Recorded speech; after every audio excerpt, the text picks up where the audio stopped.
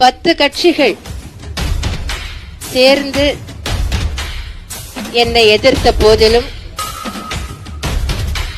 பெரிய கூட்டணி என்று எதுவும் இல்லாத போதிலும், நான் ஆண்டவனை நம்பி மக்களுடன் கூட்டணி வைத்துக் கொண்டேன்.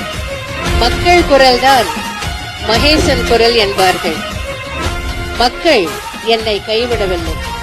மக்கள் என் மீது நம்பிக்கை வைத்திருக்கிறார்கள் என்று பலமுறை சொல்லியிருக்கிறேன்.